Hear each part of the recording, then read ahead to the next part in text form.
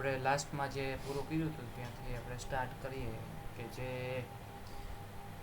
ત્રિજ્યા એટલે કે જે ગોળ ગોળ ફરતું હોય ચુંબકીય ક્ષેત્રમાં કોઈ વિદ્યુત ભાર જાય અંદર તો એના કારણે એ વર્તુળીય ગતિ કરવા માંડે. વર્તુળીય ગતિ કરે એના માટે આપણે ત્રિજ્યા શોધી, પછી એનો વેગ શોધ્યો, અને વેગ પછી એનો આવર્તકાળ શોધ્યો, આવર્તકાળ ફ્રીક્વન્સી આવૃત્તિ જોઈ, આવૃત્તિ પછી વેગમાન જોયું. ઓકે, તો એવી ઘણી એવી ક્વોન્ટિટીઝ, પછી ગતિ ઉર્જા જોઈ. એટલે કે ત્રિજ્યાને આપણે ઘણી બધી ટર્મ્સમાં ફેરવી કે જેથી આપણને બધી જે અંદર ફરે છે વિદ્યુત ભાર ચુંબકીય ક્ષેત્રના કારણે એને લંબ લાગે છે એટલે વિદ્યુત ભાર ફરવા માંડે છે, તો એની બધી ટર્મ્સ વિશે આપણે વાત કરી. એને રિલેટેડ તમને દાખલા પૂછાઈ શકે. ઓકે, તો હવે આગળનો જે ટોપિક છે એના વિશે વાત કરીએ. આપણે આવર્તકાળનું સૂત્ર શું જોયું હતું? T બરાબર 2πm upon qb. આ આપણે આવર્તકાળનું સૂત્ર જોઈ ચૂક્યા છીએ. તો એને રિલેટેડ હજી દાખલા આપણે બાકી છે એ આપણે ભણવાના છીએ. ક્વેશ્ચન: નીચે આપેલી આકૃતિમાં રહેલ ચુંબકીય ક્ષેત્રમાંથી કોઈ વિદ્યુતભાર પ્લસ q ને ક્ષેત્રમાંથી બહાર નીકળવા માટે લાગતો સમય t શોધો. એટલે કે બહાર નીકળવું છે એટલે કે આપણે ચુંબકીય ક્ષેત્ર દોરશું. આકૃતિ આપેલી છે આ રીતે. ચોકડી હોય તો અંદર તરફ છે,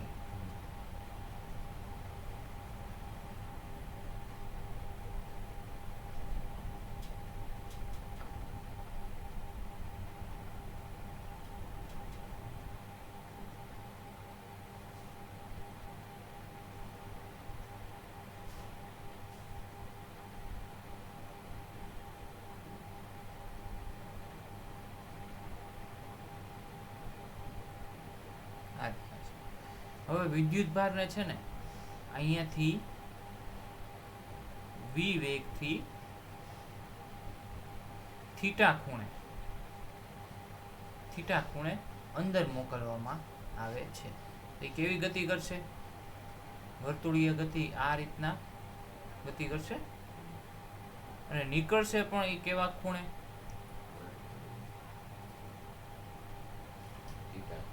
થીટા ખૂણે.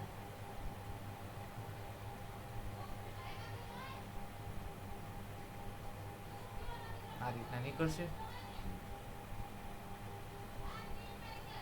આ બાજુ પણ થીટા ખૂણો બનશે. વી વેગથી જતો તો અહીંથી થીટા, આ બાજુથી થીટા.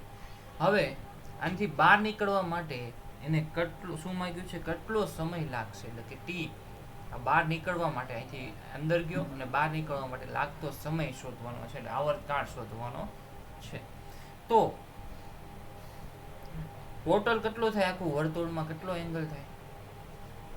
આખું વર્તુળ ફરે, આખું વર્તુળ હોય કેટલાનું હોય? 360. 2π થાય. 2π. તો અહીંયા 2π ની જગ્યાએ 2π માંથી બે વસ્તુ, એક થીટા અને થીટામાંથી બહાર નીકળે છે. એ 2π માંથી આ બંને ખૂણાઓ બાદ કરીએ એટલે કે જો 2π જો 2π એ 2πm/qb એટલે કે જ્યારે આખું વર્તુળ ફરતો હોય વિદ્યુત ભાર ત્યારે એને આવો સમય એટલો લાગે. તો એક સેકન્ડ એટલે કે એક સેકન્ડ માટે કેટલો સમય લાગે? એટલે કે 1 ડિગ્રી રાખીએ ને, 1 ડિગ્રી માટે તો 2πm/qb ના છેદમાં 2π. હા, 2π ઉડી જાય તો m/qb થાય. ઓકે, પરંતુ જ્યારે 2 થીટાના ખૂણે જાય એટલે કે અહીંથી થીટામાં જાય અને 12 થીટાના ખૂણે બહાર નીકળે તો કેવો ડિગ્રી મળે? π-2 થીટા. આખું વર્તુળ હોય એમાંથી કેટલો એંગલ બહાર કાઢવાનો, બાદ કાઢવાનો? આ થીટા ખૂણે ગયો ને થીટા ખૂણે બહાર નીકળ્યો, એમાં પાઈમાંથી 2 થીટા બહાર નાખીને 2π પાઈમાંથી 2 થીટા. આ પાછું આખું વર્તુળ નથી, જો આ કેટલું છે? પાઈ છે. પાઈમાંથી 2 થીટા બાદ કરીએ તો આપણને શું મળે? આ સમય m/qb * પાઈ માઇનસ 2 થીટા. આટલું કેટલું હોય? 180. પાઈ. અને એમાંથી કેટલા ખૂણા? થીટા અને આ થીટા, એટલે બે બાદ 2 થીટા બાદ કરીએ એટલે આપણને ખૂણો મળી જાય. ઓકે, તો m/qb into pi minus 2 theta.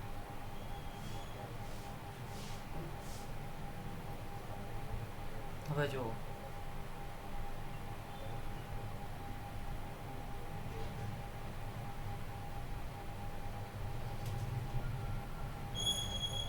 આકૃતિમાં દર્શાવ્યા મુજબ ચુંબકીય ક્ષેત્રમાંથી વિદ્યુતભારને નીકળવા માટે લાગતો સમય શોધો.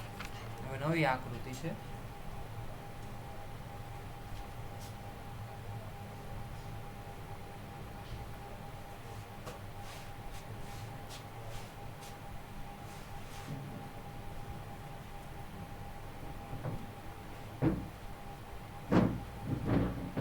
હવે જે વિદ્યુત ભાર છે એ q v વેગથી આ રીતના ગતિ કરે છે. સોરી, દાખલો હા જો ઉપરનો તો થઈ ગયો.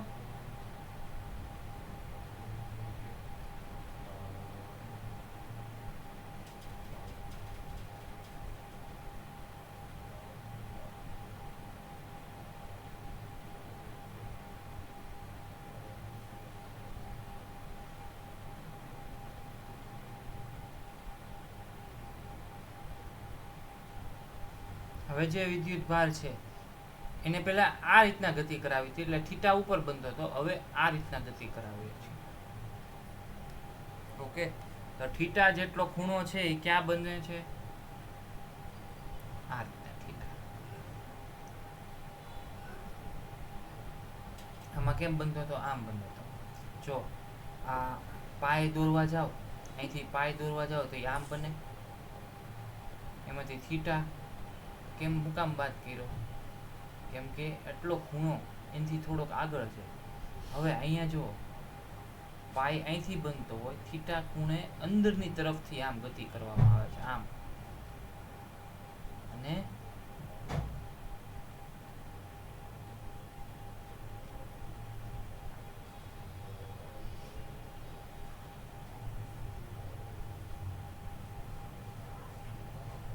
આ વી વેગથી અંદરથી ગયો, આખો આમ ફરશે અને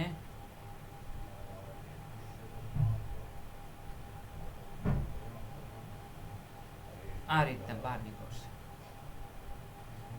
રેડી? તો આ થીટા ખૂણે, અને અહીંયા પણ કેટલો હોય છે? થીટા ખૂણો હોય છે.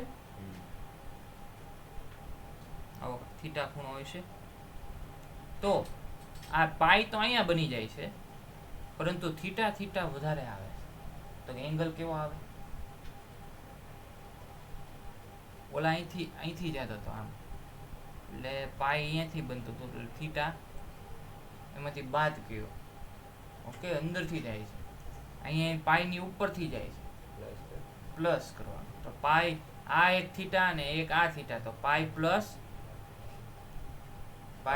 2 થીટા. Pi plus 2 theta. એટલે આપણે કાલે આવર્તકાળનું સૂત્ર જોયું હતું, T બરાબર 2πm/qb. ઓકે, આ 2π શું છે? અહીંયા આખું વર્તુળ ફરવા માટે લાગતો સમય. પરંતુ અહીંયા વર્તુળ આખું નથી ફરતું, અર્ધ વર્તુળ, અને એમાં પણ થીટા ખૂણો વધારે આવે છે. ઓકે, તો T બરાબર પાઈ. અર્ધવર્તુળ શું થાય? અર્ધવર્તુળમાં પાઈ થાય 180 ડિગ્રી, અને કેટલો ખૂણો વધારે આવે છે? થીટા ને theta, plus 2 theta into m/qb. આ 2π તો આખા વર્તુળ માટે આવે, એની જગ્યાએ ખાલી એંગલ જ બદલાયો. એટલે આ આપણો આવર્તકાળ છે ને. ઈઝી પૂછાઈ જાય. થોડીક આકૃતિમાં ભૂલ હતી એટલે દોરી ન શીખ્યા.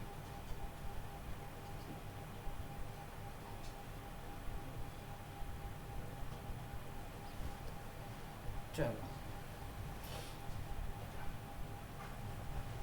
હવે એને છે ને આપણે એંગલ સાથે અંદર મોકલતા હતા, પરંતુ હવે એંગલ સાથે નથી મોકલતા. આખું ચુંબકીય ક્ષેત્ર હોય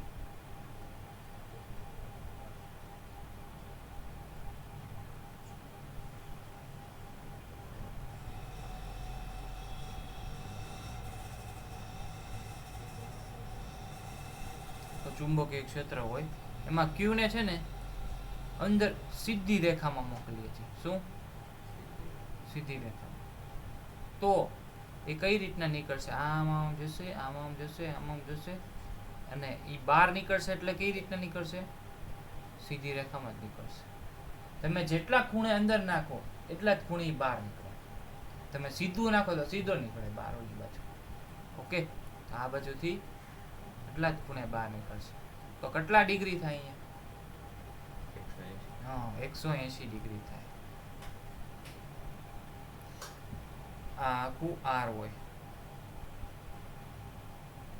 આ આખું કેટલું થાય? 180 ડિગ્રી થાય ને. તો આમાં ડિગ્રી કેટલી આવશે? 2πm/qb માં ડિગ્રી કેટલી આવશે?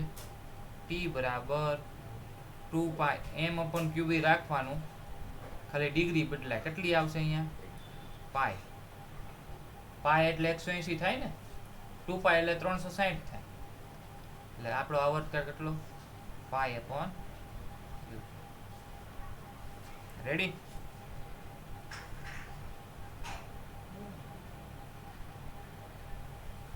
ચાલો બીજો દાખલો.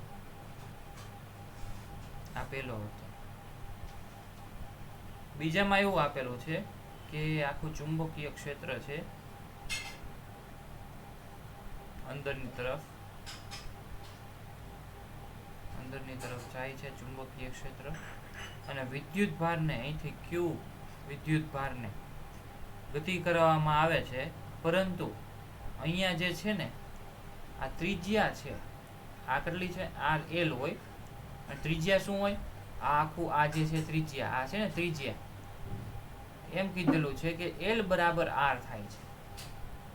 આ વિદ્યુત ભાર આવશે એલ બરાબર આર, એટલે શું કહેવા માંગે છે કે આ અહીંયા સુધી ફરશે, એટલે કે આર જે હોય ને ત્રિજ્યા, તો આર ત્રિજ્યા કેમ હોય? આખું સર્કલનું ત્રિજ્યા હોય ઈ અર્ધવર્તુળનું, અહીંથી અહીંયા જ્યાં સુધી વળાંક વળે ત્યાં સુધીની અંતર, એટલે શું થાય? ત્રિજ્યા થાય. તો એમાં આણે એમ કીધું છે કે જેટલી લંબાઈ છે ને એટલી જ ત્રિજ્યા, એટલે અહીંયા સુધી પહોંચશે ને પછી વળાંક વાળવા કરશે. ઓકે, તો એલ બરાબર આર અહીંયા સુધી જશે, પછી અહીંયા ચુંબકીય ક્ષેત્ર પૂરું થઈ જાય છે. તો શું થશે? વિદ્યુત ભાર ક્યાં જશે? ઉપર તરફ છટકી જશે, ઉપર તરફ. કેમ કે જ્યારે ચુંબકીય ક્ષેત્ર ફેરવવા માટે કોણ કારણભૂત છે? ખાલી ચુંબકીય ક્ષેત્ર. ચુંબકીય ક્ષેત્ર એલ અંતર સુધી છે, અને એલ અંતર થાય પછી ચુંબકીય ક્ષેત્ર પૂરું થઈ જાય, તો વિદ્યુત ભાર ક્યાં વયો જશે? ઉપર વયો જશે. ઓકે, તો આના માટે હવે આપણે શોધશું. અહીંયા આર અહીંયા થશે ને આર સુધી. રેડી? અહીંયા કેટલું થાય? 90 ડિગ્રી થાય. તો ટી બરાબર શું થાય? π/2 ઇન્ટુ m/qb. આમાં ઘણી બધી ગણતરી કરેલી છે, પરંતુ તમારે આ બધું MCQ માં જ પૂછાવાનું છે. તો તમને ડાયરેક્ટ આવતું હોય તો આવી બધી ગણતરી શું કરવાની જરૂર? બરાબર છે? આખો કન્સેપ્ટ ક્લિયર હોય અને આ દેખાય આવતું હોય આવું કન્સેપ્ટ પરથી, તો ડાયરેક્ટ જવાબ મૂકીએ કઈ ને, ખાલી ડિગ્રી બદલાવતા જવાની. એમાં ઘણી બધી ગણતરી કરેલી છે, આપણે કરવાની જરૂર નથી. ચાલો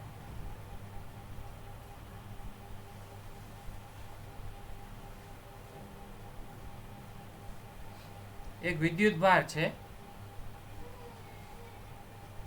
આખું ચુંબકીય ક્ષેત્ર.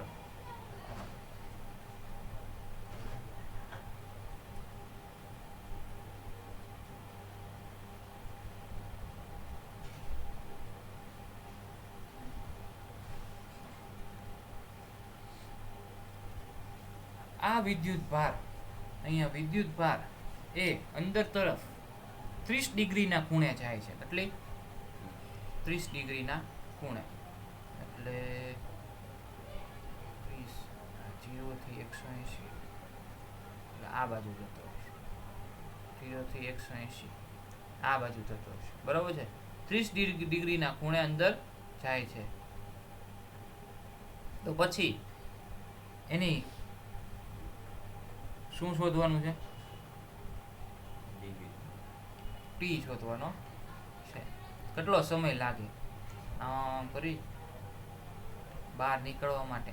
અહીંયા જે 30 ડિગ્રી થશે ને, પેલી 30 ડિગ્રી થશે. ઓકે, 30 ડિગ્રી બરાબર શું થાય? પાય એટલે 180 ડિગ્રી, બરાબર છે. એના છેદમાં શું કરવું તો આપણને 6, તો પાઈ બાય 6, પાઈ બાય 6 એટલે તમને 30 ડિગ્રી મળી જાય. પાઈ બાય 6 કરવું એટલે તો ટી બરાબર શું થાય? Pi by 6 into M upon Q. બહુ મોટી કેલ્ક્યુલેશન આપીશ આપણે ડાયરેક્ટ. રેડી?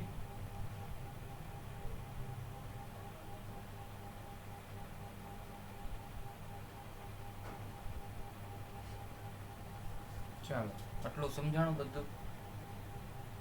આખું ગોળ ગોળ ચુંબકીય ક્ષેત્ર ઉપર આધારિત હતું બધું આખું. ત્રિજ્યા શોધી, પછી વેગ ને એમાંથી ઘણું બધું છે. વેગમાન શોધ્યું, ગતિ ઉર્જા શોધી, ફ્રીક્વન્સી આવૃત્તિ શોધી, આવર્તકાળ શોધ્યો. અત્યારે આવર્તકાળ શોધતા હતા. ઉપરનું જે હતી કેપિટલ ટી હતો એ સમય, જ્યારે ગોળ ગોળ વસ્તુ આમ આમ દોલન કરતું હોય એ બધા માટે સમય શોધી અને આવર્તકાળ કહેવાય. ઓકે, તો આ આપણે ઈ કન્સેપ્ટ અહીંયા પૂરો થાય છે. હવે નવો કન્સેપ્ટ કે મેં વાત કરી હતી કે ચુંબકીય ક્ષેત્ર અને વિદ્યુત ક્ષેત્ર, એમાં લોરેન્ટ્ઝ ફોર્સ આપણે ભણી ચૂક્યા છીએ. એનો ઉપયોગ કરીને હવે બધી આખી એની ઉપરની થિયરી ભણશું. ઓકે, તો હવે વિદ્યુત ક્ષેત્ર પહેલાં થોડુંક રિવાઇઝ કરશું અને ત્યારબાદ આપણે ચુંબકીય ક્ષેત્ર ઉપર જશું. તો જૂની યાદો ઘણું ભણી ચૂક્યા હોય એના ઉપર આપણે અત્યારે ચર્ચા કરીએ. તો આપણે ભણી ચૂક્યા છીએ કે વિદ્યુત ક્ષેત્ર અને ચુંબકીય ક્ષેત્ર એનો લોરેન્ટ્ઝ ફોર્સ એફ નેટ બરાબર શું થાય? Q E plus Q into V cross B. આ શું છે? વિદ્યુત ક્ષેત્ર, અને આ શું છે? ચુંબકીય ક્ષેત્ર. આ બંનેનું ટોટલ આપણને શું આપ્યું? લોરેન્ટ્ઝ ફોર્સ આપણે ભણી ચૂક્યા છીએ. બી ચુંબકીય ક્ષેત્ર એટલે આ ચુંબકીય ક્ષેત્રના કારણે બળ મળે અને આ વિદ્યુત ક્ષેત્રના કારણે બળ મળે. ઓકે, એ બંનેના ટોટલને લોરેન્ટ્ઝ ફોર્સ એટલે કે લોરેન્ટ્ઝ બળ કહેવાય, અને એફ નેટ પણ કહેવાય, કુલ બળ. તો આપણે પહેલું ભણીએ કે આ ટર્મ્સ વિશે વાત કરીએ કે વિદ્યુત ક્ષેત્રનું જે છે એ પહેલા યુનિટમાં આવતું હતું. તો આપણે વિદ્યુત ભાર, એક વિદ્યુત ક્ષેત્ર હોય, બે પ્લેટ રાખેલી છે. આ બે પ્લેટમાં વિદ્યુત ક્ષેત્ર ક્યાંથી ક્યાં જાય? વિદ્યુત ક્ષેત્ર પ્લસ થી માઇનસ. તો દોર નાખો અહીંથી પ્લસ થી માઇનસ વિદ્યુત ક્ષેત્ર જાય છે. ઓકે, વિદ્યુત ક્ષેત્ર પ્લસ થી માઇનસ જાય છે અને એક પ્લસ ક્યુ વિદ્યુત ભાર આવે છે. કઈ બાજુ બળ લાગશે? પ્લસ થી માઇનસ તરફ વિદ્યુત ક્ષેત્ર હોય, બળ ઈ બાજુ જ લાગે. એટલે એને આગળ જવું હોય તો એ આમ વયો જશે. વિદ્યુત ભાર આ બાજુ પ્લેટ તરફ જશે. પછી ઘણી બધી વાત કરી હતી એમાં, તો પ્રોજેક્ટાઇલ મોશન એ બધી વાત કરી હતી. આપણે અહીંથી સીધી રેખામાં મોકલ્યું હતું, પરંતુ આપણે એને ઉપર તરફ મોકલીએ, એને છે ને આ રીતના મોકલીએ, આમ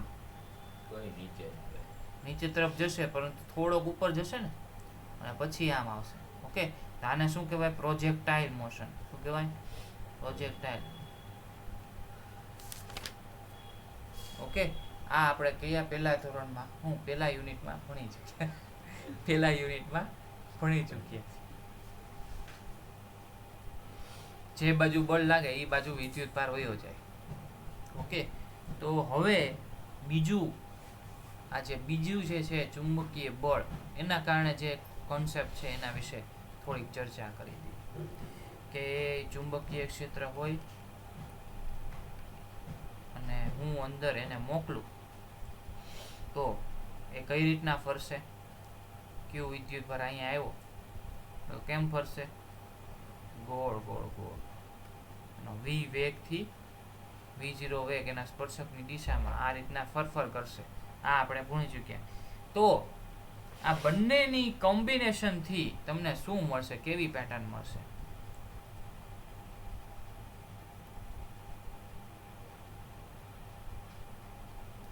v હોય,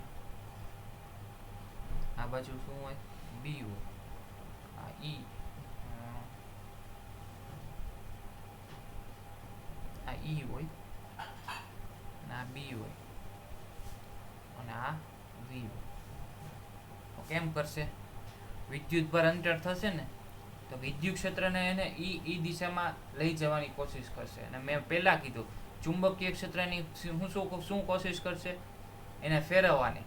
તે એમ આવશે, ચુંબકીય ક્ષેત્ર એને ફેરવવાની કોશિશ કરશે. પછી વિદ્યુત ક્ષેત્ર એને લઈ જવાની કોશિશ કરશે આ બાજુ. ચુંબકીય ક્ષેત્ર એને ખેંચવાની કોશિશ કરશે. વિદ્યુત ક્ષેત્ર એને લઈ જવાની. આ રીતના આખી પેટર્ન બનશે. આ કેવી પેટર્ન કહેવાય? હેલિકલ. હેલિકલ પેટર્ન આખો આ રીતના બનશે. ચુંબકીય ક્ષેત્રને ફેરવશે અને વિદ્યુત ક્ષેત્રને એ બાજુ લઈ જશે તો આખી પેટર્ન આવી બનશે. એટલે આ જે છે ને વિદ્યુત ચુંબકીય તરંગ ભણશું ને આપણે, ત્યારે આપણે આના વિશે વધારે વાત કરશું, આખી પેટર્ન વિશે. ઓકે, આટલું યાદ રાખશો. આટલું તો સમજાય છે ને કે ઈ આ બાજુ લઈ જવા માંગે છે ને બી એને ફેરવવા માંગે છે.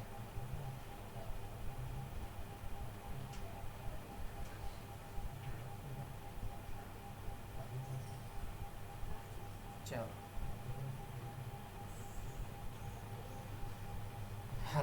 હવે આ બંનેના કોમ્બિનેશન માટે ઈ અને બી ના કોમ્બિનેશન માટે અલગ અલગ વસ્તુ થઈ શકે કે ઈ ને બી પરપેન્ડિક્યુલર હોય, ઈ ને બી રેખસ્થ હોય, ઈ ને બી થીટા ખૂણે હોય. એટલે કેટલા બધા કોમ્બિનેશન થઈ શકે. બી આમ હોય તો ઈ આમ હોય, એવી રીતના બધા કોમ્બિનેશન થાય. પરંતુ અહીંયા જે આપણે જે ભણવાના છીએ એ જે બોર્ડને રિલેટેડ હોય એ બે તે આપણે કોમ્બિનેશન જોશું કે ઈ ને બી રેખસ્થ હોય અને પરપેન્ડિક્યુલર. બે જ વસ્તુ વિશે આપણે ભણશું. અને જે વધારાનું જે છે એ ક્યાં આવે? તમારે એડવાન્સ લેવલ. એડવાન્સમાં નથી પૂછાતું એ બધું. ઓકે, જો વિદ્યુત બાર કેસ 1 આપણો પહેલો કેસ 1 ઈ અને બી સમાંતર હોય, પહેલો કેસ. અને ઈ ને બી જ્યારે સમાંતર હોય એટલે કે ઈ આ બાજુ હોય અને બી પણ ઈ જ બાજુ હોય. અને મેં તમને કીધું હતું કે બી જ્યારે સમાંતર હોય, જ્યારે વિદ્યુત ભારને એ જ દિશામાં મોકલવામાં આવે તેના ઉપર બળ લાગે કે નહીં? ચુંબકીય ક્ષેત્ર વડે બળ લાગશે? નહીં લાગે. ઓકે, અને વિદ્યુત ક્ષેત્ર વડે બળ લાગશે તો વિદ્યુત ભાર કેમ જશે? એ જ દિશામાં, સીધી દિશામાં જશે. તો Fm બરાબર શું થશે? અહીંયા 0 થશે અને Fe બરાબર QE થશે. પ્રવેગ શોધવા જોઈએ તો F upon m QE upon F બરાબર ma છે ને, એના ઉપરથી પ્રવેગ મળી શકે. એટલે કે આનો કેટલો પ્રવેગ હશે એ મળી જાય. એટલે વેગમાં થતો ફેરફાર એને શું કહેવાય? પ્રવેગ કહેવાય. પ્રવેગ અહીંયા વિદ્યુત ભારનો પ્રવેગ કેમાંથી મળે? QE upon m. જેટલું વિદ્યુત ક્ષેત્ર વધારો એટલો વેગ એનો વધતો જશે. જેટલો વેગ વધે એમ પ્રવેગ મળે. વેગમાં ફેરફાર થાય એટલે શું થાય? પ્રવેગ મળે. ઓકે, તો એ બરાબર QE upon m. સર એમ વધારો તો ઘટતો ન જાય? શું એમ વધારો તો QE ઘટતો જાય ને, વધે થોડો. એમાં શું થાય? એમ નું છે ને પ્રકાશના વેગનું હોય ને ત્યારે આવે ઇફેક્ટ. ક્યારે ખબર? એક સૂત્ર છે v બરાબર v0 upon under root 1 minus c square upon m square. જો આ સૂત્ર છે. આ શું છે ખબર? પ્રકાશનો વેગ. પ્રકાશનો વેગ. આ શું છે ખબર? દળ છે, વિદ્યુત ભારનું દળ. કોઈ પણ દળ હોય. હવે જે પ્રકાશના વેગથી ગતિ કોણ કરી શકે ખબર? ફોટોન. ઇલેક્ટ્રોન કરી શકે નહીં.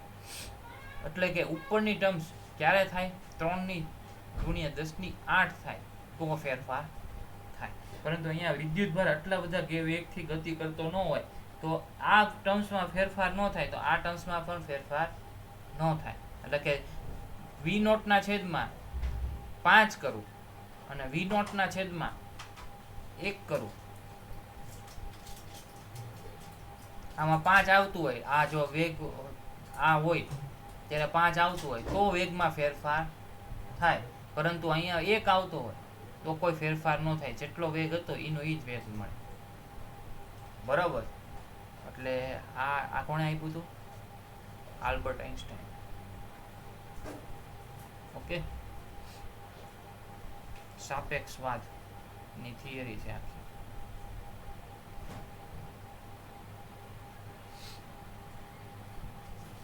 પ્રકાશ છે, પ્રકાશની ગતિ શું છે? 3×10⁸. એટલા વેગથી આપણી આંખ ઉપર પડે કોઈ પણ પ્રકાશ હોય ને, અને એ ફોટોન્સ હોય, જેમ ઇલેક્ટ્રોન, પ્રોટોન, ન્યુટ્રોન એ બધું છે ને, એવો ફંડામેન્ટલ પાર્ટિકલ છે ફોટોન્સ. અને ફોટોન્સનું દળ છે ને 0 છે. બરાબર? એટલે ત્યાં એ ઉપયોગી થાય છે. હવે આપણે શું કરશું?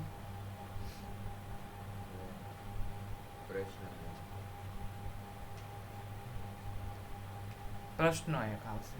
ઓકે, ટી સમયે આપણે કણનો રસ્તો અને સ્થાનાંતર જણાવો. એટલે કે હવે આપણે જે એક કન્સેપ્ટ ભણી ચૂક્યા છીએ કે ઈ અને બી કેમ હોય? એક જ દિશામાં હોય. અને વિદ્યુતભાર કેમ જતો હોય? એની વચ્ચેથી જતો હોય. તેના ઉપરથી એક દાખલો છે. ટી સમયે આપેલ કણનો રસ્તો અને સ્થાનાંતર શોધો. તો એનું શું શોધવાનું છે? રસ્તો અને સ્થાનાંતર. સ્થાનાંતર એટલે જે વિદ્યુતભાર હોય ને, કોઈ આપણે અહીંથી ક્યાં જઈએ? સદાનગર. ત્યાંથી લાસ્ટ પોઈન્ટ, એ બંને વચ્ચેનો તફાવત એટલે શું થાય? સ્થાનાંતર થાય. હું ત્યાંથી સદાનગરથી લઈને અહીંયા આવી આવું પાછું, સ્થાનાંતર 0 થાય. ઓકે, તો સ્થાનાંતર વિશે આપણે અને રસ્તો વિશે વાત કરવાના છીએ. FM બરાબર શું હતું? 0 હતું. અને FE બરાબર QE હતું. A બરાબર શું મળ્યું? QE/m. હવે ત્રીજા ને ચોથા યુનિટમાં S બરાબર UT પ્લસ 1/3 AT². આ કેમ આવી ગયું? 11મા ધોરણમાં આવી ગયું. આ શું આપે ખબર? સ્થાનાંતર આપે.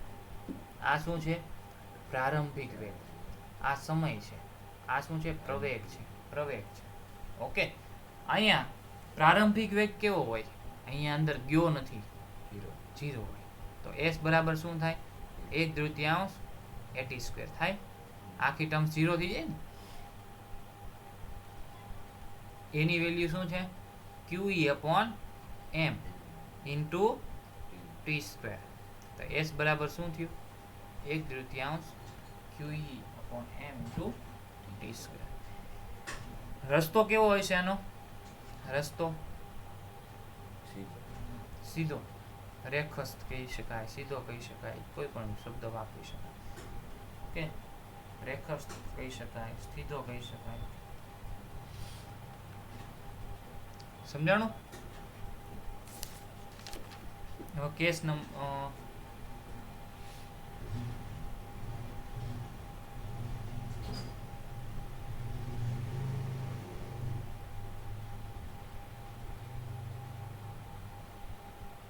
હવે વિદ્યુત જે શું કહેવાય? વિદ્યુત ભારને એની દિશામાં મોકલો હતો. ઓકે, વિદ્યુત ભારને દિશામાં મોકલો હતો. પરંતુ આ જો E હોય ને આ B હોય,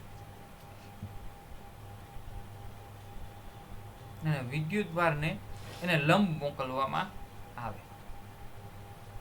એને લંબ લંબ થશે તો શું થશે? વિદ્યુતભાર અને ચુંબકીય ક્ષેત્ર વિરોધ થાય. ના લંબ છે, ચુંબકીય ક્ષેત્રની સાથે લંબ છે એટલે હવે શું થશે? પેટર્ન મળશે, હેલિકલ પેટર્ન મળશે. અહીંયા આખી પેટર્ન મળશે. અંદર વિદ્યુતભાર આવશે ને એટલે એની પેટર્ન અહીંયા મળશે. એટલે આનું ચિત્ર દોરવા જઈએ આખી આવી રીતના પેટર્ન મળશે.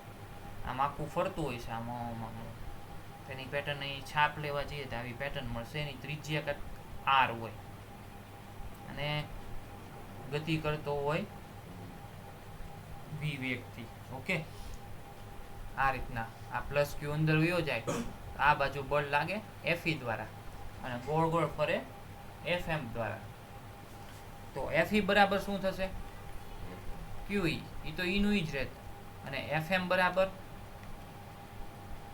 ક્યુ V not B sine 90 degree. 90 degree થશે ને, 90 ડિગ્રીના ખૂણે આવે છે. આ બી આમ છે ને આ આમ આવે છે, આખું કેટલો થાય? 90 ડિગ્રી થાય. તો ક્યુ વી બી વી નોટ બી એફએમ બરાબર શું થયું? ક્યુ વી નોટ બી. અને એ બરાબર આપણે જોઈ ગયા શું હતું? ક્યુઈ અપોન એમ. આ કેના દ્વારા? વિદ્યુત ક્ષેત્ર દ્વારા મળતું પ્રવેગ.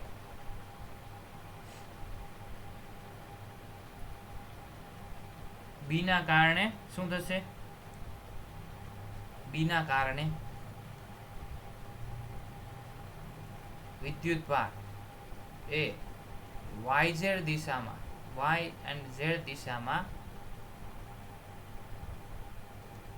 દિશા એટલે સમતલમાં ગતિ કરશે. અને x દિશામાં કોના કારણે થશે? E ના કારણે x દિશામાં ગતિ કરશે. સમજાણું હું કહેવા હું માંગુ છું? YZ દિશા એટલે શું થઈ? ઉપર નીચે ગોળ ગોળ ફરે એટલે શું થયું? YZ દિશામાં થાય ને, અને આગળ વધે એટલે x દિશામાં થયું. એટલે x, y અને z ત્રણેય ટર્મ્સમાં એ વિદ્યુતભાર આમ હેલિકલ રીતે આગળ ફરતો જ રહેશે.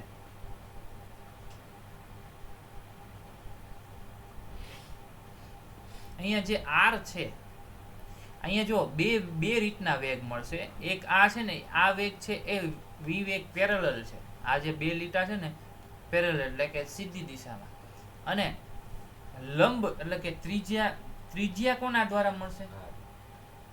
ચુંબકીય ક્ષેત્રના દ્વારા. અને ચુંબકીય ક્ષેત્ર દ્વારા મળતો વેગ કઈ દિશામાં હશે? YZ દિશામાં હશે ને, YZ દિશામાં.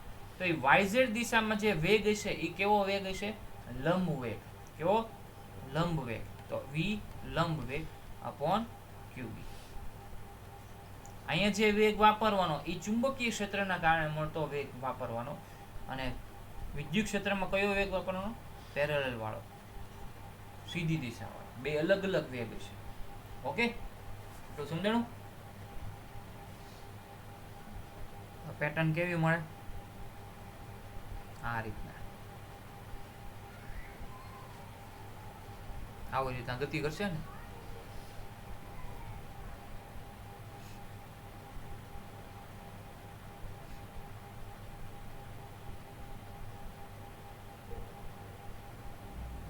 હવે આનો વેગ શોધવા જવો હોય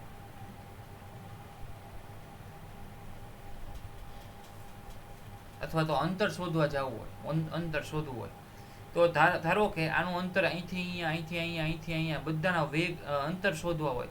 ધારો કે આ જે છે એ P1 અંતર છે, આ P2 છે, આ P3 છે, આ P4 છે. આ રીતના અંતર વધતું જાય છે. તો અંતર શોધવું હોય તો કેમ મળે? P બરાબર શું છે? D/T છે. અહીંયા અંતર શું છે? P1 છે. તો P1 બરાબર શું થાય? VT થાય. P1 બરાબર VT. અંતર કેના દ્વારા થશે? અંતરમાં વેગ કયો આવશે? અંતર માટે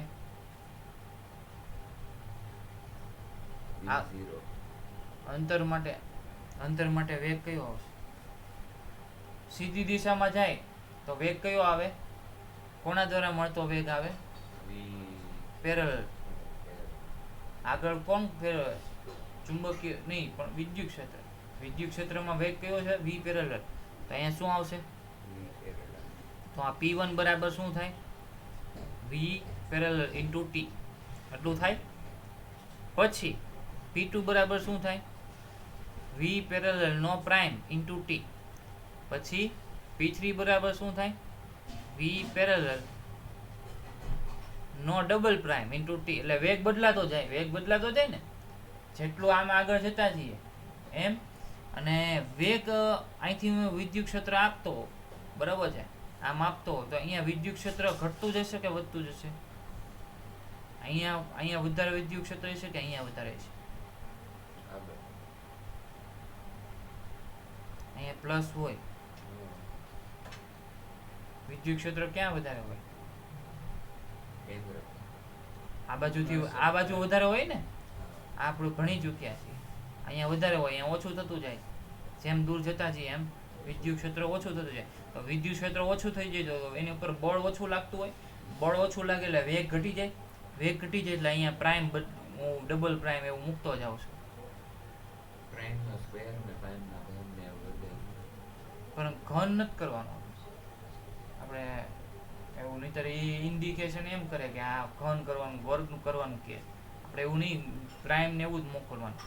ઓકે, 10 પ્રાઇમ હોય તો 10 પ્રાઇમ બરાબર નહીં બરાબર દોરવાની નથી, પૂછાય 2-3 જ દોરવાની. હા, આ તો કન્સેપ્ટ ક્લિયર કરું છું તમારે, આવું કઈ પૂછાય નહીં.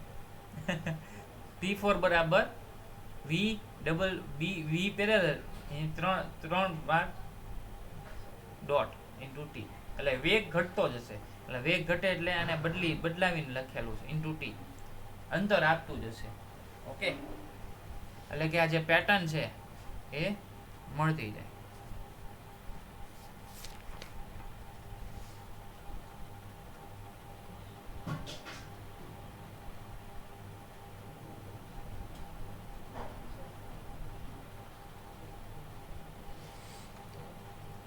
ચાલો, ક્વેશ્ચન નંબર 3. એક t સમય બાદ તે કણનો વેગનો સદિશ શોધો. એટલે કે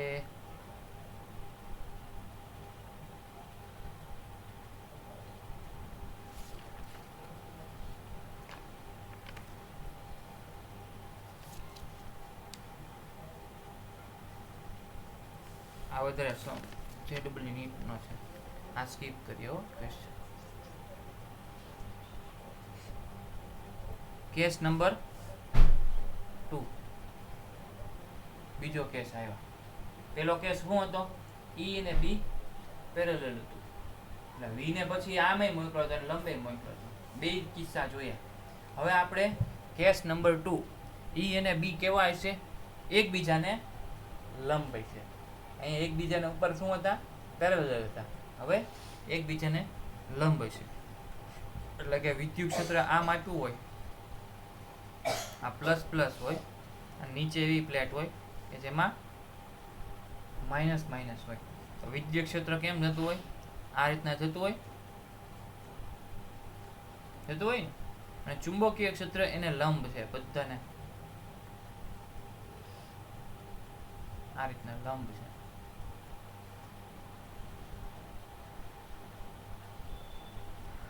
એકબીજાને લંબ છે. સમજાણું? આ અંદર તરફ જતો હોય અને ઓલું નીચે તરફ લંબ જ થયું ને, લંબ થયું તો લંબ છે. અને જે v આવે છે એને અહીંથી મોકલવામાં આવે, v વેગથી અંદર આવે. એટલે અહીંયા b જે છે એ દિશા લઈએ z અક્ષ, e છે એ y અક્ષ,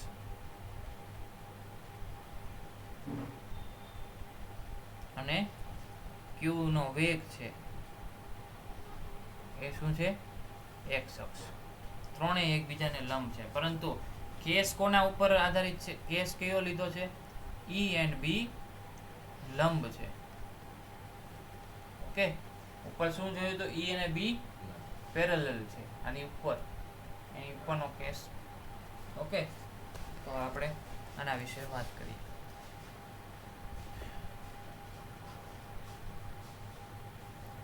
ઈ વી ને બી ત્રણે ત્રણ એકબીજાને લંબ છે. આ એક જાતનું છે ને વિદ્યુત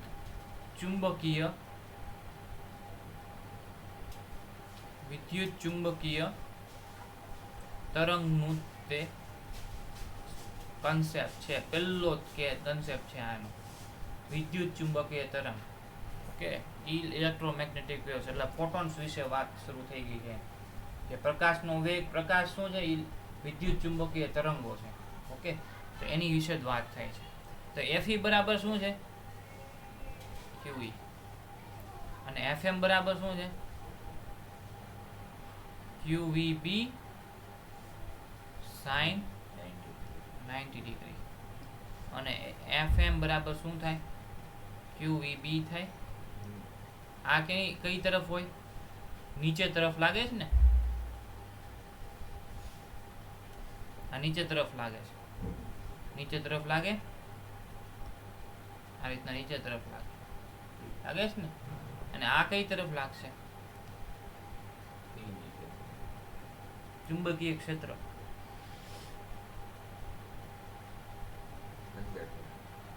અંદર તરફ રાખીએ. ઓકે, તો V ને કઈ બાજુ લઈ જશે, V નો વેગ ક્યાં જશે,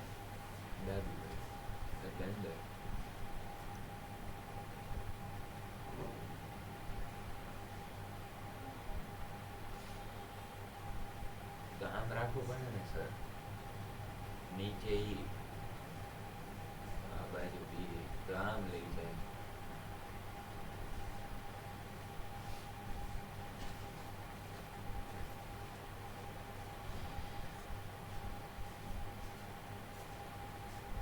અને FM બરાબર તો સર 0 નો થઈ જાય sin 90 ડિગ્રી. શું? FM બરાબર 0. કેમ, sin 90 ડિગ્રી છે ને 0 થઈ જાય.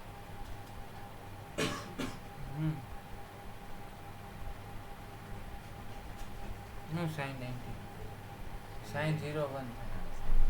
શું sin 0 0 થાય, sin 90 1.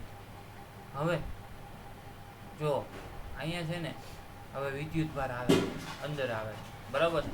હવે વિદ્યુત ભાર અંદર આવે એ પહેલા એ જોવું પડે, એમાં કિસ્સા થવા જોઈએ કે ચુંબકીય ક્ષેત્ર વધારે હોય, વિદ્યુત ક્ષેત્ર ચુંબકીય ક્ષેત્ર કરતાં વધારે હોય. જે ક્ષેત્ર, જેનું ક્ષેત્ર વધારે હશે, વિદ્યુત ભાર કઈ તરફ જશે, જેનું ક્ષેત્ર વધારે એ તરફ વિદ્યુત ભાર વયો જશે. એટલે કે જે બળ વધારે લગાડે એ તરફ જાય. તો પહેલો કિસ્સો છે કે FM greater than Fe.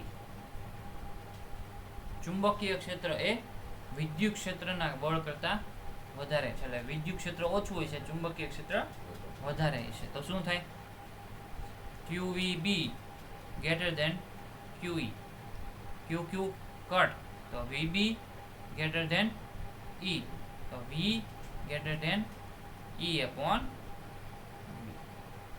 આવું થશે. વેગ કેમ મળશે, વેગ કોના કારણે વધારે મળશે, B ના કારણે. આ B છે અને આ બાજુ હોય તો B ના કારણે વધારે મળે ને, ચુંબકીય ક્ષેત્ર E કરતા વધારે મળશે B ના કારણે. ઓકે, બીજો કિસ્સો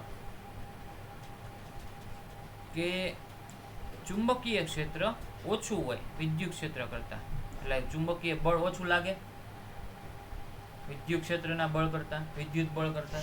તો શું થાય, QEB લેસ ધેન QE, તો V less than E upon B. હવે આમાં દિશા કયો તમને, ચુંબકીય ક્ષેત્ર ઉપર હોય અને વિદ્યુત ક્ષેત્ર નીચે હોય, અને વિદ્યુત ભાર આ બાજુથી આવે છે, કઈ બાજુ જશે, આ કિસ્સામાં, પહેલા કિસ્સામાં ઉપર તરફ જશે ને. જે ચુંબકીય ક્ષેત્ર આનું બળ વધારે છે તો ઉપર તરફ જશે. પછી આ કિસ્સામાં શું થશે, FM FE Q આવ્યો, M નીચે તરફ વયું. બે કિસ્સા સમજાઈ ગયા. હવે ત્રીજો કિસ્સો કે જ્યારે FM બરાબર FE હોય, એટલે કે ચુંબકીય ક્ષેત્ર અને વિદ્યુત ક્ષેત્ર બંને સમાન આપેલું હોય. કે ચુંબકીય ક્ષેત્ર એટલું જ આપ્યું હોય જેટલું વિદ્યુત ક્ષેત્ર આપેલું હોય, તો બળ સમાન થાય. બંને બળ કેટલું લગાડે? બંને સમાન બળ લગાડે. તો વિદ્યુત ક્ષેત્ર, હવે વિદ્યુત ભાર ક્યાં જશે?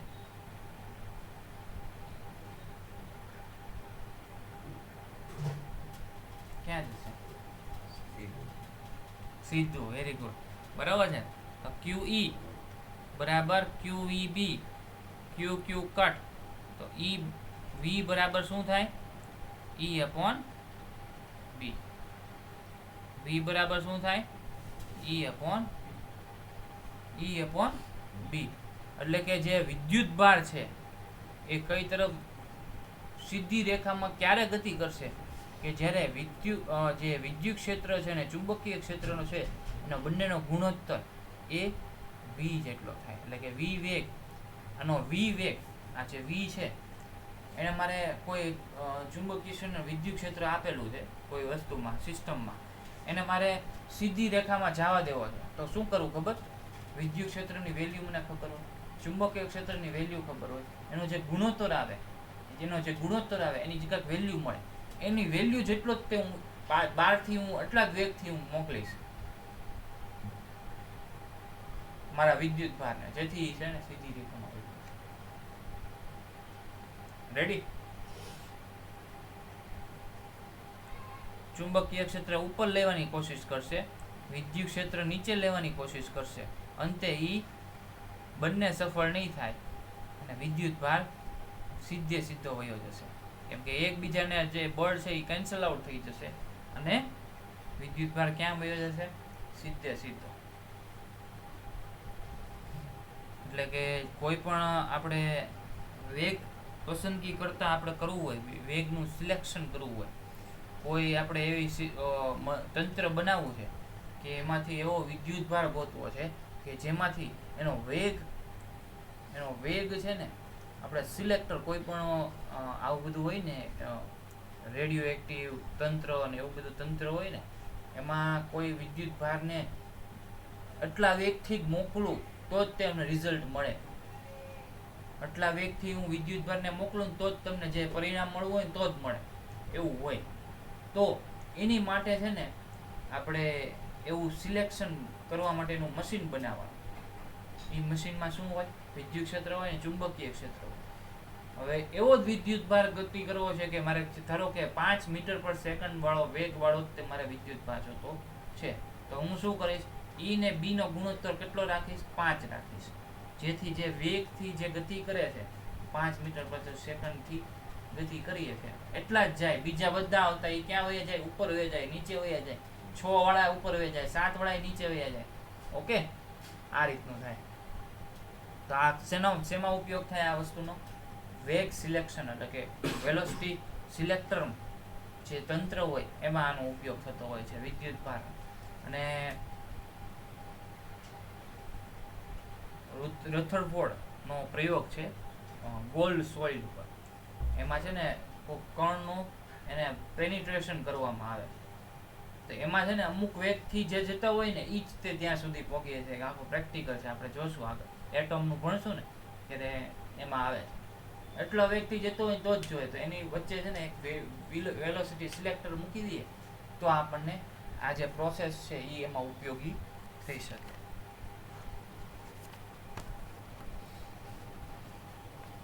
રેડી? એક દાખલો ગણી નાખીએ, પછી આપણે પછી કરશું ઓનલી JEE, પછી સાયક્લોટ્રોન આવશે.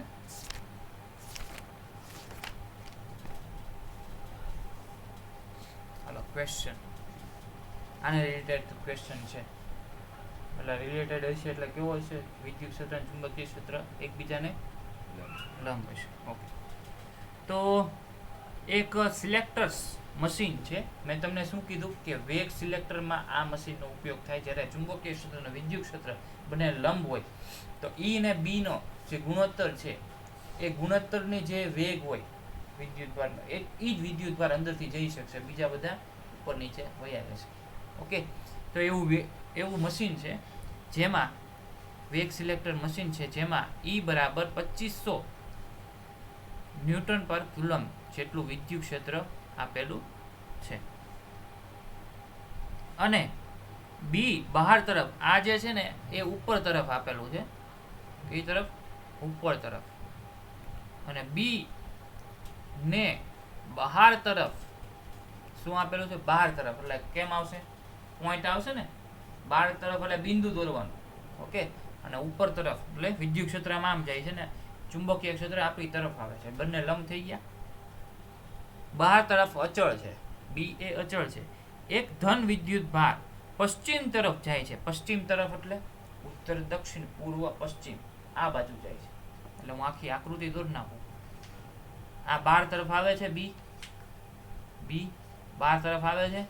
વિદ્યુત ક્ષેત્ર કેમ કીધું? ઉપર તરફ. દોરી નાખ્યું ઉપર તરફ. અને વિદ્યુત ભાર કેમ જાય છે? પશ્ચિમ તરફ. પશ્ચિમ ક્યાં આવે? આ બાજુ આવે. ઉત્તર, દક્ષિણ, પૂર્વ, પશ્ચિમ આ બાજુ. તો મારા જમણા હાથ તરફ. ઓકે, પશ્ચિમ તરફ જાય છે. એનો વેગ આપેલો છે v બરાબર 6 × 10³ મીટર પર સેકન્ડ ના વેગથી અંદર જાય છે. જ્યારે બીજો વિદ્યુત ભાર q એક ધન વિદ્યુત ભાર પશ્ચિમ તરફ આટલા વેગથી અંદર જાય છે. જ્યારે હવે બીજો વિદ્યુત ભાર આવે છે. આની પહેલા એક પેલો વિદ્યુત ભાર છે એ કેટલા વેગથી જાય છે? 6 × 10³ મીટર પર સેકન્ડ. આ પેલો વિદ્યુત ભાર. ખાલી એક વિદ્યુત ભાર ન હોય, ઘણા બધા જતા હોય, બરાબર છે. એની પછી જ તે બીજો વિદ્યુત ભાર આવે છે. એની પાછળ એ વિદ્યુત ભારની વેલ્યુ કેટલી છે ખબર? આ વિદ્યુત ભારની 4 × 10⁻12 કુલમ છે કે જેના પર આના ઉપર બળ કેટલું લાગે છે? 10⁻9 ન્યૂટન બળ લાગે. નું કુલ બળ એટલે એફ નેટ આપેલું છે. શું આપેલું છે? એફ નેટ બળ લાગેલું હોય તો તે ઉપર તરફ ડિફ્લેક્ટ થાય છે. આ શું થાય છે? આ બીજો જે વિદ્યુત ભાર હોય આપેલો છે, આ બીજો વિદ્યુત ભાર છે એના ઉપર આટલું બળ લાગવાથી અને આટલો વિદ્યુત ભાર છે અને એ ઉપર તરફ ડિફ્લેક્ટ થાય છે એટલે ઉપર વયો જાય છે. એટલે આ વેગ સિલેક્ટરમાં જતો નથી, આનું સિલેક્શન થતું નથી. ઓકે, એ ઉપર તરફ વયો જાય છે. તો તે વિદ્યુત ભારનો વેગ શોધો. એનો વેગ 6 × 10³ તો હશે નહીં જ તે. શું કામ નહીં હોય કયો તો? ઉપર તરફ વયો જાય. 6 × 10³ મીટર પર સેકન્ડ નો વેગ હોત તો શું થાત?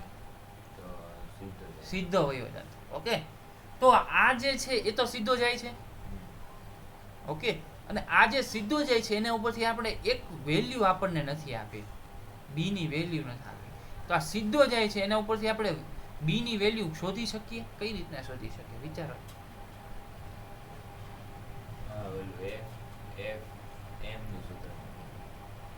આપણે જે જો તો કે સીધી રેખામાં જતો હોય એના માટે સૂત્ર શું? v બરાબર શું મળ્યું? ઓલું ગ્રેટર ધેન લેસ ધેન વાળા સૂત્ર જોઈએ ને? સીધો જતો એના માટે v બરાબર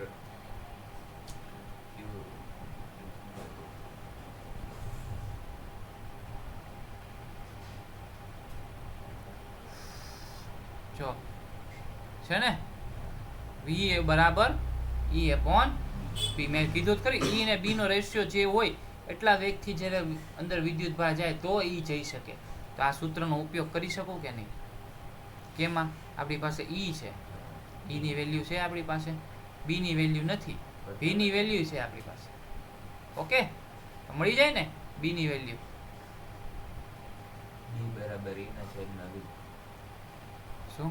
b બરાબર e ના છેદમાં v. હા, b બરાબર e/v. e ની વેલ્યુ શું છે? 2500 ના છેદમાં 6 × 10⁻12. 3 ઘાત. 2 મુંડા ઉડી જાય તો આ એક ઉડી જાય.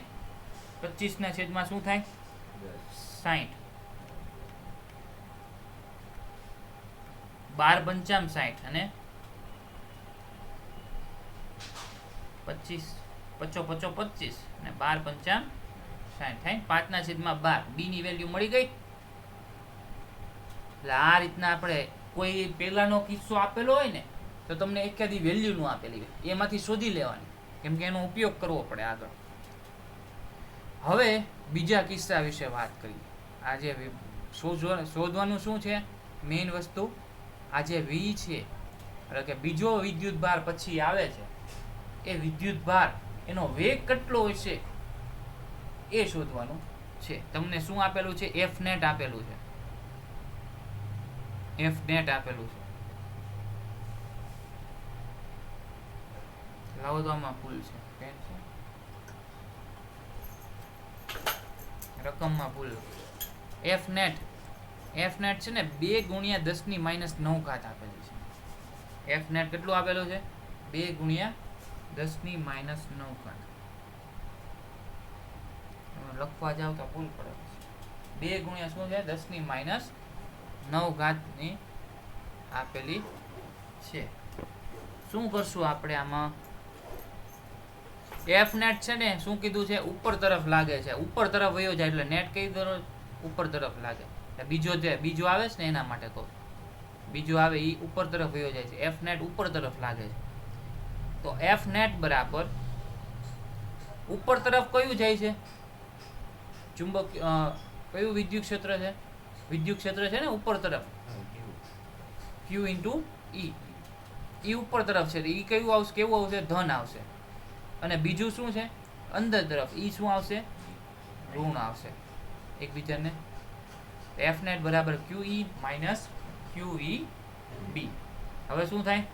2 ગુણ્યા 10 ની -9 ઘાત આપણે આપેલો છે F net. Q into E.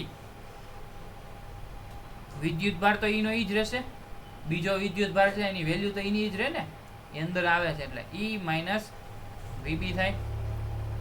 Okay. 2 ગુણ્યા 10 ની -9 બરાબર શું છે? વિદ્યુત ભારની વેલ્યુ આપેલી છે 4 ગુણ્યા 10 ની -12 કુલમ આપેલી જ ને અહીંયા જો મેં લખેલી.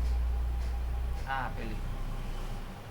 E ની વેલ્યુ શું છે? 2500 માઇનસ V શોધવાનું છે અને B ની વેલ્યુ 5/12 આપણે શોધ્યું ને 5/12. શું કરી ગયા એમાં જો તો 10 ની -12. સર આ રહ્યો વી તો 6 ગુણ્યા 10 ની 3 એ પેલો વિદ્યુત ભારનો. આપણે બીજો વિદ્યુત ભાર આવે છે એ કેટલા વેગથી આવતો હોય છે જેથી ઉપર વયો ગયો એનો 6 ગુણ્યા 10 ની 3 ઘાત તો હશે જ નહીં, તો સીધો ન વયો જાય. બીજો વિદ્યુત ભાર પછી ના તો એટલે કે આ વિદ્યુત ભારનું સિલેક્શન કરવા માટેનું આ આટલો વેગ હોય એ વેગ વાળો જ તે મારા વિદ્યુત ભાર જોતો. 6 ગુણ્યા 10 ની 3 ઘાત વાળો જ મારે વેગ વાળો જોતો છે. અને જેટલા બીજા બધા આવશે એ ઉપર વયા જશે કે નીચે વયા જશે. ઓકે. તો 2 દુ 4 થાય અહીંયા થાય. પછી આ 10 ની -12 છે એ અહીંયા આવે તો 10 ની 3 થઈ જાય. 10 ની -12 છે એ નીચે આવે, ઉપર જાય એટલે 10 ની 3 થઈ જાય. અને આ 2 છે એ નીચે જાય તો થઈ જાય ને 2 નીચે. 2500 માઇનસ 5V/12 આટલું વધ્યું.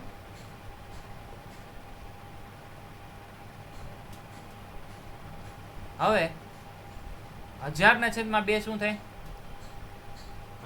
500. આ બાજુ જાય તો શું થાય? -2000 થાય. 2500 500 માઇનસ 2500 શું થાય?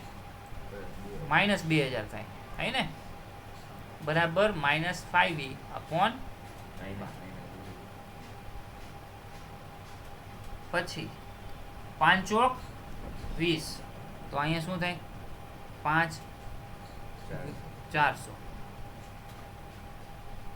તો V બરાબર 12 ચોક 4800 મીટર પર સેકન્ડ. ઉપર શેમાં ઘાતમાં આપેલું હતું તો 4.8 ઇન્ટુ 10⁻³ મીટર પર સેકન્ડ. ઉપર શું આપેલું? જો પેલો વેગ કેટલા વેગથી ગતિ કરતો હતો? 6 ગુણ્યા 10⁻³ અને આ કેટલા વેગથી ગતિ કરે છે? 4.8 ગુણ્યા 10⁻³ એટલે ઈ ઉપર વયો ગયો. એનો વેગ 6 ગુણ્યા 10⁻³ છે જ નહીં, તો ક્યાંથી જાય?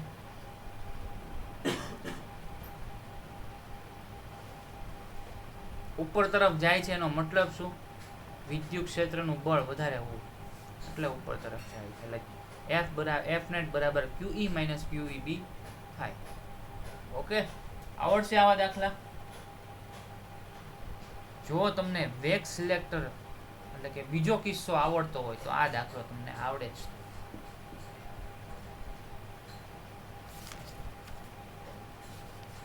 હવે તો JEE વાળોનો છે.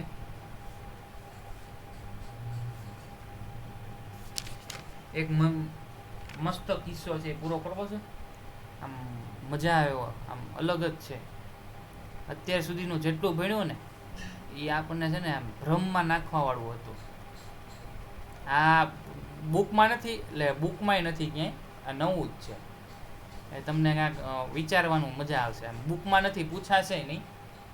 ઓકે, હું જોઉં છું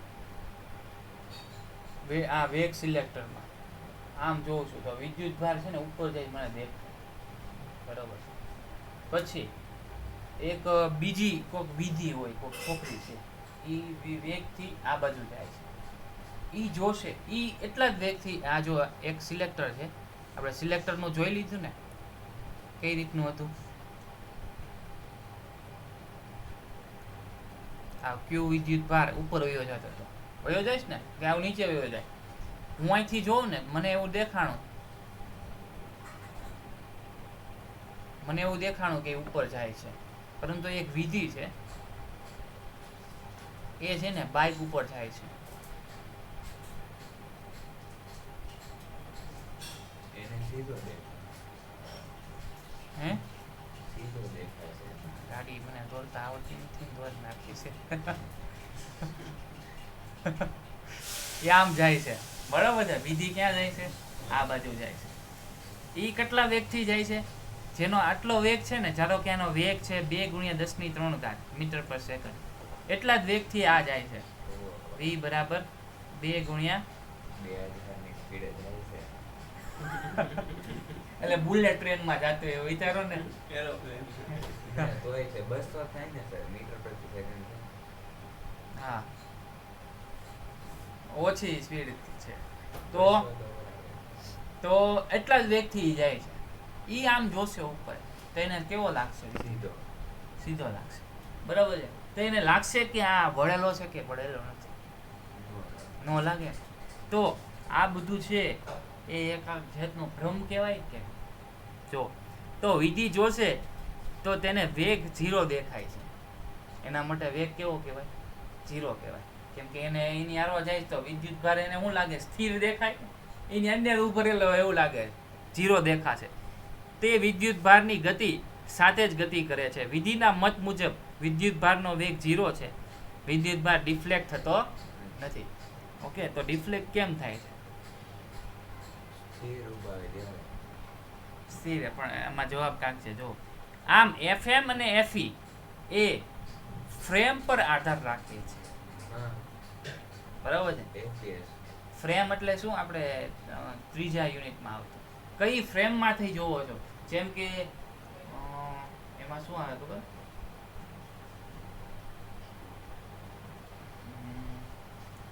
એક બોલ લઈને તમે ગાડીમાં જતા હો, ત્યાં તમે રમતા હો, સ્લો મોશન કરો ને સર, ત્યારે ફ્રેમ દેખાય. બરોબર, અટકીને હાલે ને એ બધા ફ્રેમ હોય, અને સ્મૂથલી હાલે ને તો ઓલું વધારે FPS હોય. તો એ ફ્રેમની આખી. હવે આ જો ફ્રેમનો ઉપયોગ કરીને અત્યારે બધા એનિમેશન થાય છે ને, એ ફ્રેમનો ઉપયોગ કરીને જ થાય છે. એનિમેશન કરે હમણાં કરવાનો છું. ફ્લિપા ક્લિપ એવી એપ છે, એમાં તમારા બધા કન્સેપ્ટ છે ને એના એનિમેશન બનાવવાનો વિચાર છે. 5-5 સેકન્ડ, 5 નહીં, 1 મિનિટના શોર્ટ વિડીયો આવે ને એવો એનિમેશન દોરવાનો વિચાર છે. એ ફ્લિપા ક્લિપમાં છે ને હું એનિમેશન દોરી શકું. આખું એનિમેશન YouTube shorts માં આપણે હા યુટ્યુબ શોર્ટ વધારે કન્સેપ્ટ હું જે મૂળ સાર છે આખી થિયરીનો એ આખી એક ક્લિપ જોઈને આખું એનિમેશન જોઈને ખબર પડી જાય. તમારે રિવાઇઝ કરવું હોય ને તો હા હા હા બરાબર. આમ FM અને FE શું છે ફ્રેમ પર આધાર રાખે છે. હું કઈ બાજુથી જોઉં છું જો આપણે એના સાથે જ વેગ કરતા હોય તો આપણને સ્થિર જ દેખાય. અસલમાં કોઈ અલગ FM અથવા FE અથવા E અથવા B હોતી જ નથી. શું કે છે કોઈ FM અને FE અલગ હોતી જ નથી. અસલમાં આખી રમત વિદ્યુત ચુંબકીય તરંગ છે. અલગ અલગ ન હોય. આપણે જેમ વિચાર્યું ને કે વિદ્યુત ક્ષેત્ર આમ જાય છે, ચુંબકીય ક્ષેત્ર આમ છે, અલગ અલગ ન હોય. આખી રમત છે ને લોરેન્ટ્ઝ ફોર્સ એટલે કે બંને કોમ્બિનેશન થઈને જ હોય. જે ફોટોન છે પ્રકાશનો વેગ એ એક ફોટોન છે ને વિદ્યુત ચુંબકીય તરંગ છે. મને એવો પ્રશ્ન થાય, તમને એવો પ્રશ્ન થતો હોય છે કે જે વિદ્યુત ચુંબકીય તરંગો આવે છે આપણી આંખ ઉપર પડે તો એનો કલર કેમ બદલાય જાય છે? જેમ કે આની ઉપર આ વસ્તુ ઉપર આ તમને આ પિંક દેખાય, આ ઓરેન્જ દેખાય, આ લીલો દેખાય, આ ભૂરો દેખાય. પ્રકાશ એના ઉપર પડી અને આપણી આંખમાં જાય છે, બરોબર છે. તો પ્રકાશ તો એનો એ જ છે. પ્રકાશ તો આનો વિદ્યુત ચુંબકીય તરંગ છે, બરોબર. પછી બીજી લઉં તો વિદ્યુત ચુંબકીય તરંગ પીળા કલરની હોય તો તમને પીળું દેખાય, તો તરંગ તો એવા ને એવા તો ને વિદ્યુત ચુંબકીય તરંગ. આના પણ વિદ્યુત ચુંબકીય તરંગ આની ઉપર પ્રકાશ પડે તમારે આંખ પર પડે તો અંદર જઈને કેમ તમને કલર અલગ અલગ લાગે? વસ્તુનો કલર અલગ હોય. એમને ઈ ક્યાં કે વસ્તુનો કલર?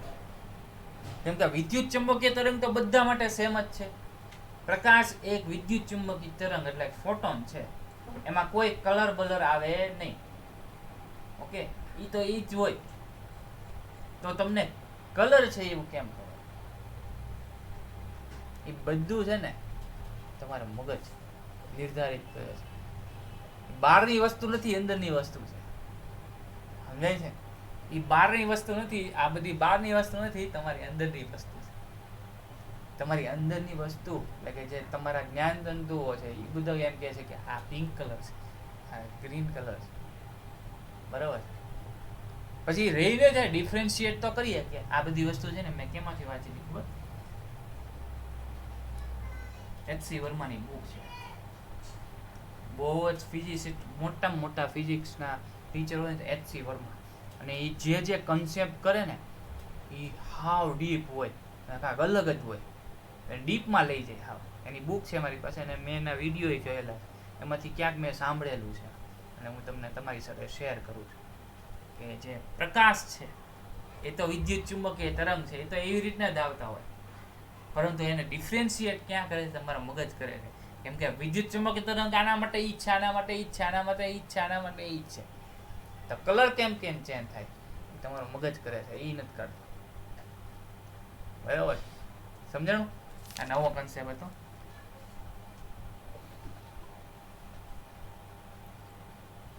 એટલે આ જે કોમ્બિનેશનમાં હંમેશા અલગ અલગ આપણે અહીંયા ભણ્યા છીએ કે વિદ્યુત ક્ષેત્ર આમ જાય, ચુંબકીય ક્ષેત્ર, પરંતુ એવું હોતું નથી.